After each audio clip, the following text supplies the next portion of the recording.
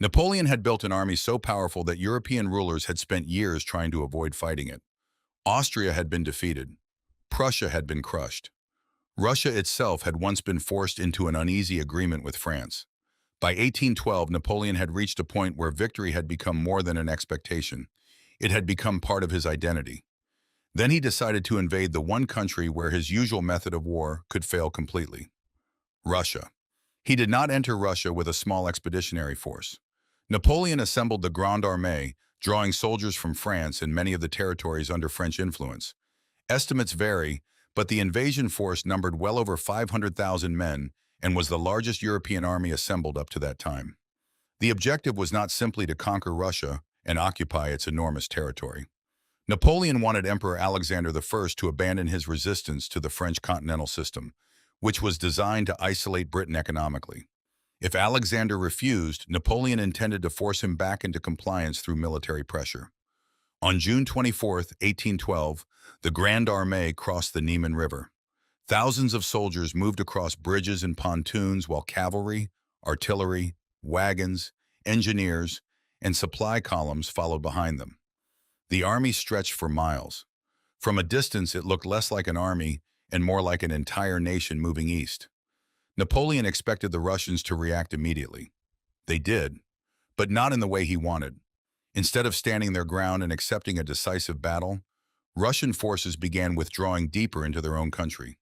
Positions were abandoned before Napoleon could destroy them. Important supplies were removed. The French advanced, but their enemy kept slipping away. At first, this seemed like a gift. Napoleon could occupy territory without paying the price of storming heavily defended positions. But there was a problem hidden inside every mile of Russian territory he captured. His army had to live. Hundreds of thousands of soldiers required food, water, ammunition, medical supplies, clothing, horses, and transport. The farther Napoleon moved from his bases, the more difficult it became to deliver everything his army needed. The Russians understood this weakness. They began destroying or removing resources that could sustain the invaders. Crops were burned or taken away. Livestock disappeared. Bridges were destroyed or damaged. Storehouses were emptied. The French army was entering Russia, but the countryside was becoming less capable of supporting it. Napoleon kept advancing, and the first enemy was not the Russian army. It was exhaustion. Long marches under summer heat weakened soldiers and animals. Disease spread through the enormous military columns. Thousands of men became sick or deserted, while horses died in large numbers. The army that had entered Russia at extraordinary strength was already being reduced before Napoleon reached the decisive confrontation he wanted. Napoleon needed the Russians to stop retreating. They refused. Every time the French attempted to force a major engagement, Russian armies moved farther east. The French commander was winning ground but failing to achieve the one thing that mattered most to him: the destruction of Russia's main field army. The campaign became a race between Napoleon's army and geography. Every Russian withdrawal bought more time. Every French advance created a longer supply route. And every passing week brought the invaders deeper into a country whose distances were unlike anything Napoleon had previously faced. Eventually, political pressure inside Russia made endless retreat impossible. Many Russians were furious that their armies continued abandoning territory. The government needed a commander capable of restoring confidence and confronting the French. Mikhail Kutuzov was appointed commander-in-chief. Kutuzov understood that Napoleon was dangerous.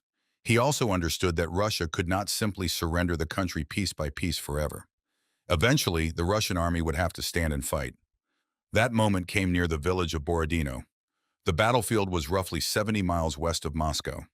Russian troops constructed defensive positions across the area, preparing to block Napoleon's route toward the ancient capital. For Napoleon, this was the opportunity he had been waiting for. Finally, the Russian army was willing to fight. On September 7, 1812, the Battle of Borodino began. The fighting was brutal. French infantry attacked Russian defensive positions, while Russian artillery answered with devastating fire. Cavalry charges swept across the battlefield. Units advanced, collapsed, regrouped, and attacked again. Smoke covered the ground as thousands of men fought at close range. The battle became one of the bloodiest single days of the Napoleonic Wars, with total casualties commonly estimated at more than 70,000. But there was no decisive destruction of the Russian army. Napoleon controlled the battlefield at the end of the fighting, yet the Russian forces were still capable of withdrawing. And that was the real problem.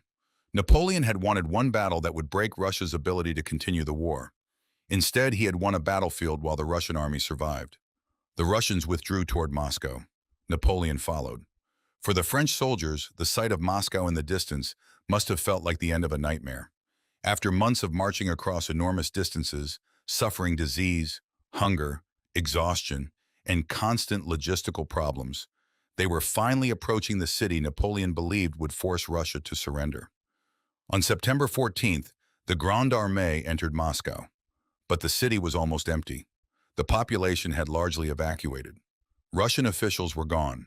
The Russian army had withdrawn. And the warehouses Napoleon expected to contain valuable supplies could not provide what his starving army desperately needed. Napoleon had captured Moscow, yet there was nobody there to surrender. He waited. Perhaps Alexander would finally negotiate. Perhaps the Russian emperor would recognize that Moscow had fallen and accept Napoleon's terms. But Alexander did not come. No peace agreement arrived. Then Moscow began to burn. Fire spread through the city, destroying buildings and supplies. Much of Moscow was eventually devastated. The exact responsibility for the fires remains debated, although contemporary accounts strongly associated them with Russian actions and officials. Napoleon now faced a completely different situation. He had captured the city he wanted, but the campaign had not ended. His army was exhausted. His supply system was failing. Winter was approaching, and the Russian army was still alive. Napoleon waited for weeks, hoping Alexander would finally agree to negotiate. Nothing happened. By October, remaining in Moscow had become increasingly dangerous. On October 19th, Napoleon finally ordered the Grande Armée to leave. The army that marched out was dramatically smaller and weaker than the force that had entered Russia. But the worst part of the campaign had not even begun. Napoleon believed he was leading his army home. Instead, he was about to lead it through a landscape that had already been stripped of the food and resources it needed to survive. And somewhere ahead waited the Russian winter. By the time Napoleon left Moscow, the campaign had entered a completely different phase. The army was no longer marching toward an objective. It was trying to survive. The men who had entered Russia months earlier as part of a massive multinational force were now exhausted, short of supplies, and surrounded by an enemy that had regained the freedom to choose when and where to strike. Napoleon initially hoped to retreat southward through richer territory. That route could potentially provide food, forage, and better conditions for the weakened army. But the Russians were waiting. Near Maloyaroslavets, Russian forces confronted the retreating French on October 24th. The fighting was intense, and although the French eventually forced the Russians away from the town, Napoleon faced a serious problem. The route south was no longer safe. The Russian army remained intact, and Napoleon could not risk another major confrontation with his already weakened forces. He therefore turned back toward the road through Smolensk, the same devastated route his army had used during the advance. That decision changed everything. The countryside ahead had already been stripped of food during the French advance. Villages had been damaged or abandoned. Fields that might once have supplied grain were empty. The army was now traveling through territory that could no longer support it. And winter was approaching. The temperature began falling rapidly. Soldiers who had spent months marching through heat and dust now faced freezing conditions. Proper winter clothing was insufficient for many troops, while exhausted horses struggled to survive. Every morning brought new evidence of how quickly the army was deteriorating. Men who had once marched in organized columns began falling behind. Some became too weak to continue. Others abandoned their equipment simply to keep moving. Horses collapsed along the roads, leaving artillery and wagons increasingly difficult to transport. Without enough animals, guns and supplies had to be abandoned. The army was becoming lighter, but not because Napoleon had planned a faster retreat. It was losing the equipment required to remain an effective fighting force. Then the Russians changed their approach. During the advance, Russian forces had repeatedly avoided committing themselves to a decisive confrontation. During the retreat, they became far more aggressive. Cossack cavalry harassed the French columns, attacking isolated groups and vulnerable supply movements. Russian forces struck the flanks and rear, forcing French soldiers to remain alert even while exhausted and starving. The danger was not always a massive battle. Sometimes it was a small attack against a column that had become separated. Sometimes it was cavalry appearing suddenly near a supply wagon. Sometimes it was simply the fear that the road ahead was no longer secure. Napoleon's army could survive a major battle if it had food, ammunition, and organized formations. It could not easily survive thousands of small attacks while simultaneously freezing and starving. By the time the retreating army reached Smolensk, many soldiers believed they had finally reached safety. Smolensk had been one of the major objectives during the summer campaign. Napoleon expected its stores to provide desperately needed supplies. Instead, the army discovered that much of what remained had already been consumed or taken by earlier arrivals and stragglers. The city could not restore the army. Thousands of exhausted men crowded into whatever shelter they could find, desperately searching for food and warmth. But the retreat could not stop. Remaining in one place would allow the Russians to close in. So the army moved again. Each step westward brought it closer to the frontier. But every step also revealed how little remained of the force that had entered Russia. The roads became filled with abandoned wagons, broken weapons, dead horses, and soldiers too weak to continue. Officers struggled to maintain discipline as military formations dissolved into long streams of exhausted men. The Grande Armée was no longer the magnificent force that had crossed the Niemen. It was becoming a collection of survivors. Then came the cold. Temperatures dropped below freezing, and snow covered the roads. Strong winds made the conditions even more dangerous. Soldiers who had no adequate protection against the cold suffered from exposure, while weakened bodies could no longer generate enough heat to survive the nights. The weather did not need to defeat the army by itself. It only had to finish what hunger, disease, exhaustion, and constant attacks had already begun. By late November, the retreating French reached the Berezina River, and waiting beyond it was another disaster. The river stood between Napoleon and the remaining route toward safety. The Russians were closing in, and the original bridges at Borisov had been destroyed. For the soldiers arriving at the river, the situation looked almost hopeless. Behind them were Russian forces. Ahead was an obstacle they could not simply march across. Thousands of exhausted men, wounded soldiers, civilians, wagons, horses, and remaining military units were suddenly concentrated around a single crossing point. Napoleon's engineers now had to perform something extraordinary. They needed to build bridges under enemy pressure. At Studienka, engineers constructed two makeshift bridges across the river. French troops began crossing, while Russian forces threatened the surrounding area. The crossing quickly became chaotic as soldiers struggled to move through narrow roads, while maintaining enough organization to prevent total collapse. For 2 days, the French fought desperately to keep the crossing open. Some units formed defensive positions to protect the engineers and the bridgeheads. Others pushed toward the opposite bank. Thousands of soldiers crossed successfully, but thousands more remained trapped on the eastern side. As Russian pressure increased, the French finally destroyed the bridges to prevent them from being captured and used against the retreating army. The decision saved the main force from immediate destruction, but it also abandoned many stragglers who had not crossed in time. The Berezina became the symbol of the entire campaign. Napoleon had entered Russia with an army numbering in the hundreds of thousands. Now only a fraction remained capable of continuing as an organized force. Estimates vary depending on how the initial force and later reinforcements are counted, but the losses were catastrophic. Contemporary and later historians have produced different totals, with hundreds of thousands of men lost through death, disease, capture, desertion, and other causes. After the crossing, the army continued west, but there was no longer any realistic possibility of restoring the campaign.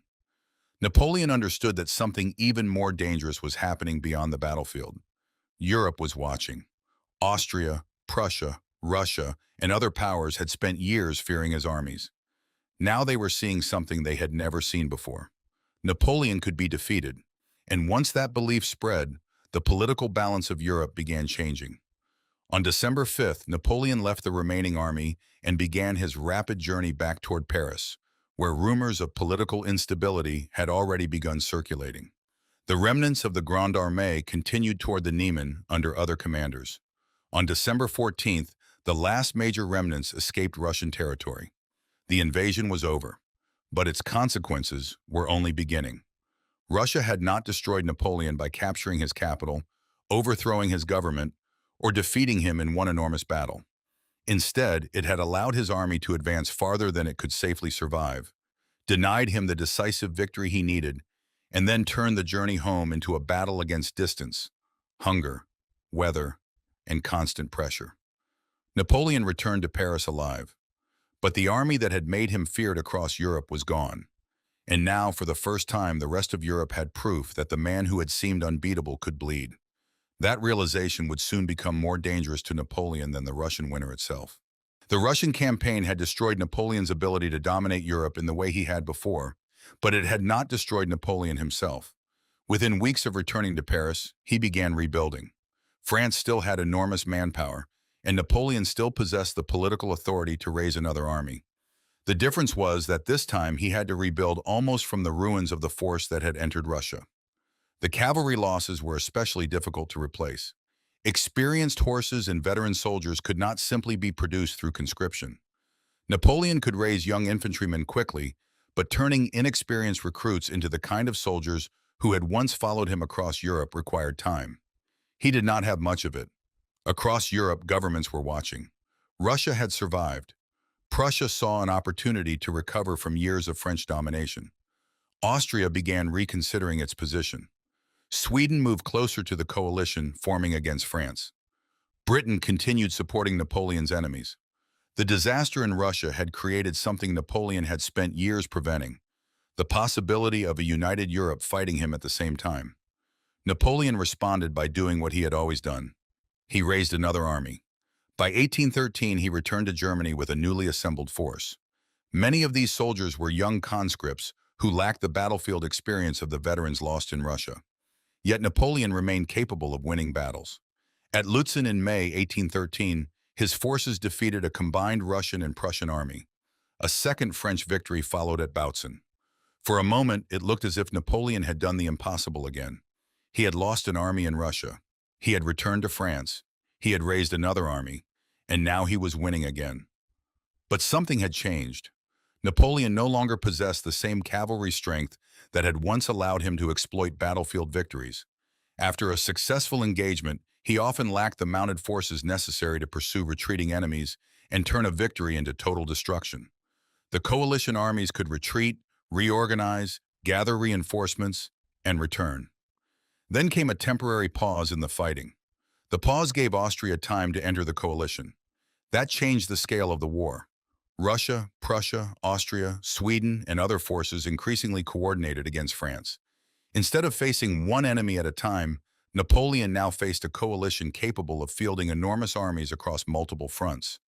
Napoleon still had his genius. But genius could not erase mathematics. The coalition could replace losses. It could open new fronts. It could retreat from one battlefield and attack somewhere else. And every battle forced Napoleon to spend soldiers he could not easily replace with experienced veterans. The decisive confrontation came near Leipzig in Saxony. In October 1813, more than 500,000 soldiers converged around the city. The battle became known as the Battle of the Nations because forces from Russia, Prussia, Austria, Sweden, and other states fought against Napoleon's army. It was the largest battle in Europe before the First World War. For 3 days, the fighting raged across the countryside. Napoleon attempted to hold his positions while coalition armies attacked from multiple directions. Artillery thundered across the fields, cavalry charged through villages, and infantry formations fought for control of roads and defensive positions. On the first day, Napoleon still managed to resist the coalition's attacks, but the numbers continued increasing. More Allied troops were arriving. More armies were moving toward Leipzig. Napoleon's strategic position became increasingly dangerous because he was no longer fighting an isolated opponent. He was fighting a system of armies that could continue feeding soldiers into the battlefield. Then Napoleon's allies began abandoning him. Saxon troops serving in the French army switched sides during the battle. The political structure Napoleon had built across Europe was beginning to collapse from within. The French position became impossible to maintain. Napoleon ordered a retreat toward the west. But the retreat itself became another disaster. A bridge over the Elster River was destroyed too early during the withdrawal, leaving thousands of French soldiers stranded on the wrong side. Many were captured or killed. The French army escaped, but the defeat at Leipzig was devastating. The coalition now had momentum. Napoleon retreated toward France while enemy armies crossed into territory that had once been under French control. His empire was being pushed backward toward its own borders. Then, in early 1814, the war reached France itself. Napoleon fought a remarkable defensive campaign, winning several battles against larger coalition forces. But even his victories could not solve the fundamental problem. The coalition had too many armies, too many resources, and too many reasons to continue fighting. Eventually, Allied forces entered Paris. Napoleon was forced to abdicate and was sent into exile on the island of Elba. For most men, that would have been the end. For Napoleon, it was not. In 1815, he escaped Elba and returned to France. Thousands of soldiers joined him. The monarchy collapsed. Europe immediately prepared for another war. Napoleon assembled one final army and marched into Belgium, hoping to defeat the coalition forces before they could fully combine. At Waterloo, he faced the British-led army commanded by the Duke of Wellington, while Prussian forces under Blücher were moving toward the battlefield. Napoleon's final gamble failed. The Prussians arrived. The French army was defeated. This time there was no recovery. Napoleon surrendered and was sent to the remote island of St. Helena, where he remained until his death in 1821. But the chain of events had begun years earlier in Russia. The invasion had not simply cost Napoleon's soldiers, it had destroyed the aura surrounding him. Before 1812, European governments had repeatedly wondered whether Napoleon could actually be stopped. After Russia, they knew the answer. He could. That realization changed everything. The Russian army had survived Napoleon's greatest attack, but its victory was not simply about defeating French soldiers. It demonstrated that an empire could resist a superior invading force without destroying it in a single battle. Russia had turned distance into a weapon. It had sacrificed territory to preserve its army.